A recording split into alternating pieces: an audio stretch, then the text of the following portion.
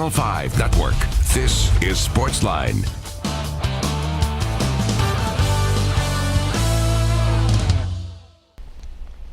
Hey there, Sportsline on your television. Steve Layman here with you. Glad you are here with us on this Tuesday night on News Channel 5 Plus. Phone lines open as always on Tuesday night, 737-7767 for you guys to get in on the conversation tonight. And there's so many ways we can go with this. We can continue the discussion from last night. We had a bunch of great callers about the Titans, about where they stand right now. Are you excited about 8-4? Are you excited about where this team is at right now? Tied for the division lead, on the cusp of their first playoff appearance in 10 years. Or are you part of the crowd that didn't show up on Sunday? The 10,000, 12,000 empty seats, the TV ratings that are down right now.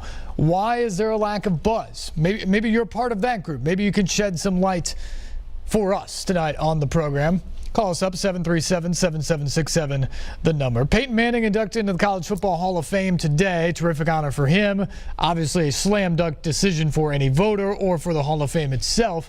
For him to be in there, a guy who threw for over 11,000 yards and 89 touchdowns in his college career and was absolutely robbed of the Heisman Trophy in his senior season in 1997.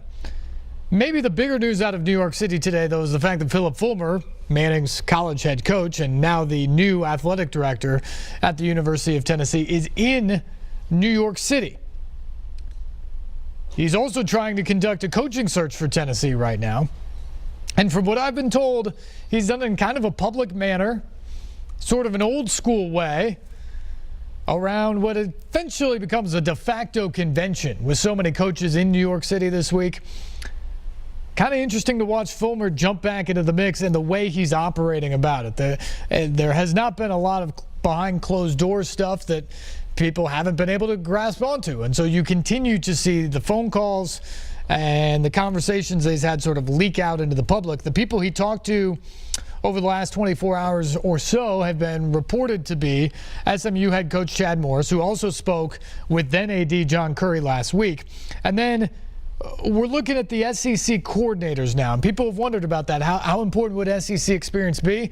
Well, at least if you're going to be an assistant coach jumping into this role, it seems to be very important for Philip Fulmer, because the guys he talked to, Jeremy Pruitt, defensive coordinator at Alabama, Kevin Steele, former Vol, and the defensive coordinator at Auburn, and Mel Tucker, former NFL interim coach, who's the defensive coordinator for Kirby Smart at Georgia. All three of those guys very familiar with the SEC and seemingly interested in the possibility of being Tennessee's next coach. Perhaps most notably in terms of who Fulmer talked to over the last 24 or 48 hours or so is the fact that he reached out finally, seemingly the first person on Tennessee's behalf to reach out with former Vol quarterback, national champion quarterback, and now the offensive coordinator at USC, T. Martin. Those two apparently had a very productive conversation today about the job, about what he wants to do, and all those sorts of things. Now, whether that means he's a front runner or even, frankly, a candidate for the job at this point, only Fulmer and maybe Martin know at this point.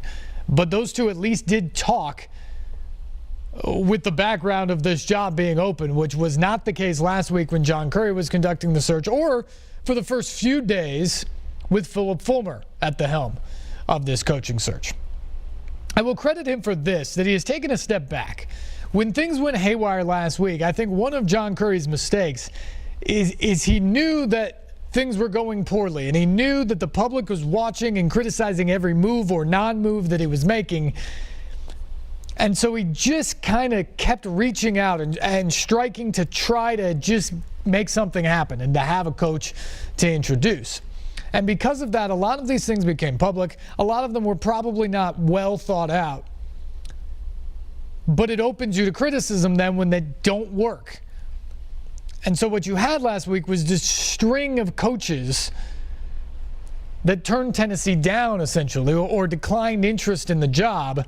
And it became an embarrassment for the school and for John Currie. Well, I give Fulmer credit. When he took over, he sat back.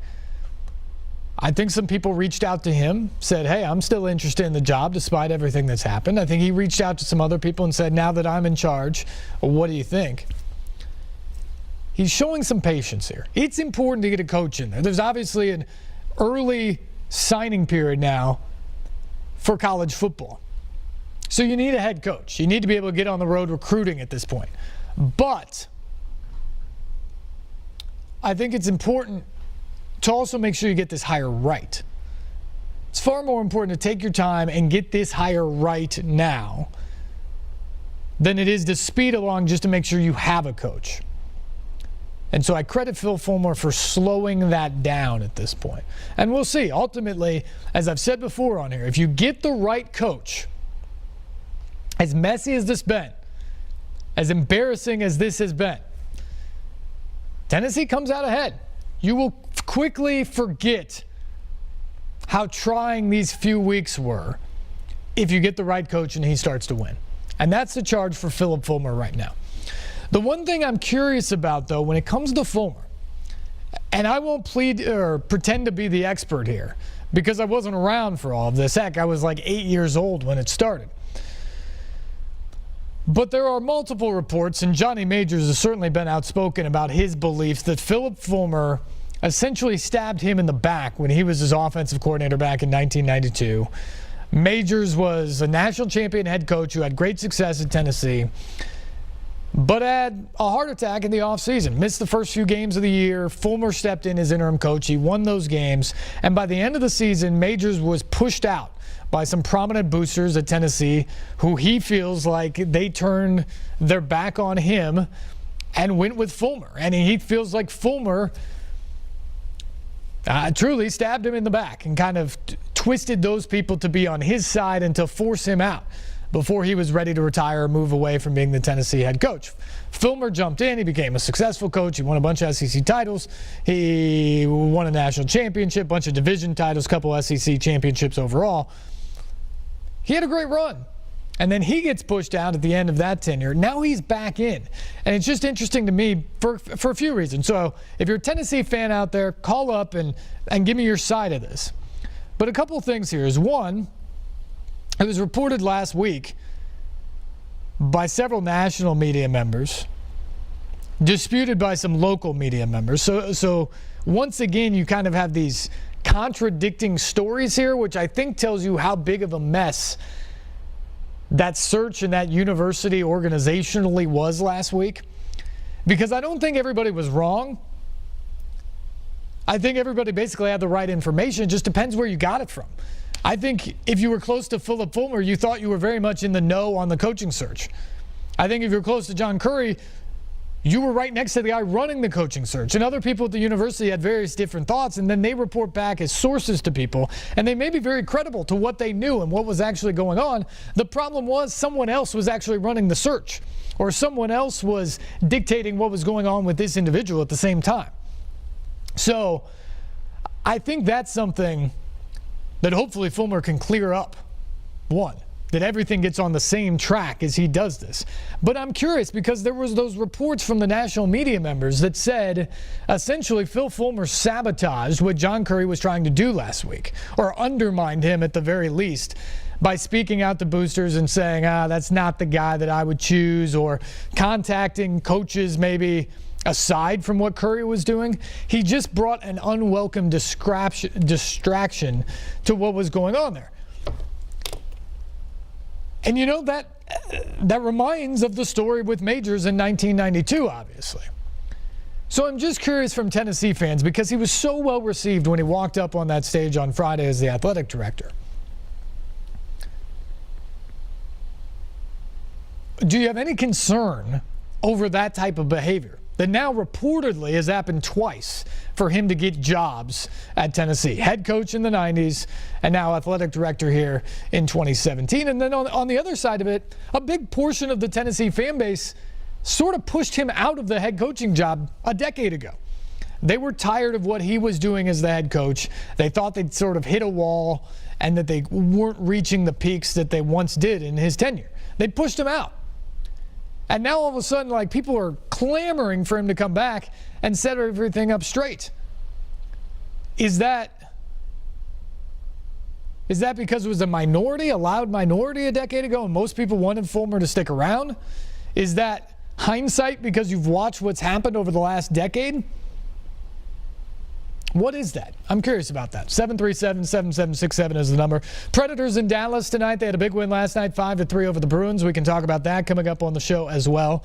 Plus, we'll get to some of our reaction from the Titans' win over the Texans. Jonathan Hutton in with us over the weekend on the Electric Power Company Sunday Sports Central. And we can discuss the college football playoff. I have some thoughts on that we'll get to coming up here in a few moments. But again, the phone lines are open tonight, 737-7767. Your chance to call in and be a part of the discussion here tonight and drive us to where you want to go. And we begin tonight with Red. Red, thanks for the call. You're first up here on Sportsline. Hi, buddy. Hey, Red. Hey, buddy. How you doing? Doing great. Go ahead. I think you need to let Phil take care of UT and Titans. When they do something about it, it's all about the money. It ain't about the fans no more. When they do something about that. You think it's all about the money with the Titans? Yep. I mean, it's all. We got to get the fans back in there. Well, why do you think it's all about the money? Because that's what it is, all about the money. But what's your example of that? Look at the stadium. We don't have. It's not full like it used to be. But where's the money in there? That to me is just fans deciding that they're not wanting to be there. Whether that's the team. That's our team's problem, and that's our organization. That's why we ain't got the fans there. We need to bring the fans back. But are you saying that the tickets are too expensive? No, I'm not saying that. I said we need to bring the fans back. Well, I don't disagree with that, but you're saying it's all about the money. And I don't get the correlation with it being all about the money and fans not being there on Sunday unless you're saying the tickets are too expensive. No, I'm a PSL owner. I ain't worried about that. It's just we've lost so many fans, all this bull crap.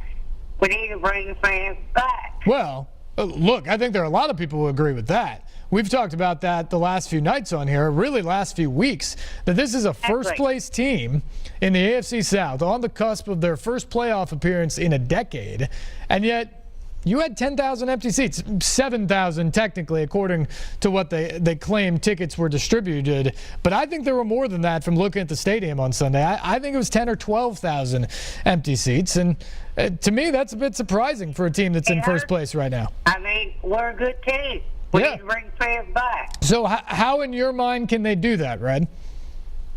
How in my mind is a national anthem, Stanford national anthem. Okay, they've done that every week for 2 months now.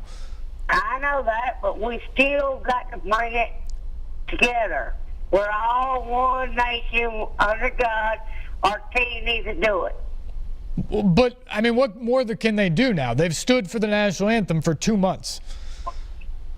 Now we need to look at the marketing too. I mean, really, come on. I mean, I'm with you, Red. A team that's in first place deserves to have more than 57,000 people in the stands or whatever it was on Sunday. They just do. That's the bottom line. And I keep asking the question. We had some interesting calls last night, so feel free to light us up again here tonight, 737-7767. I still want to know why the excitement isn't bigger for this. When we saw the Predators last summer, when they got into the playoffs, and they won a round especially, things went berserk. But even when that series started against Chicago, people were fired up about the Predators in the playoffs and being at the arena and being outside the arena and just being a part of it. And here the Titans are on the cusp of being in the same position, on the cusp of being back in the playoffs, of being a contender, of being a division title team. And you just don't feel that same excitement. Whether it's at the stadium, inside the stadium on game day, TV ratings are down. Why is that? Red had a couple points. The thing is, if you're saying you need the fans back, I also need how they're going to do that. Because I agree that they need 10,000 more. They need 10,000 more fannies in the seats to pack the place. But how are you going to get them there? Is the real question. How are you going to get those fans back if here you are in December and you're 8-4, you're in first place, and yet there's empty seats. How do you get them back? Is it in-stadium entertainment? Is it game day atmosphere? Is it cheaper tickets? As we talked about, what is it that will bring the fan back? If you're one of the fans who hasn't been there the last few weeks, despite the Titans being 8-4, why are you not excited? Why are you not interested in being in the stadium?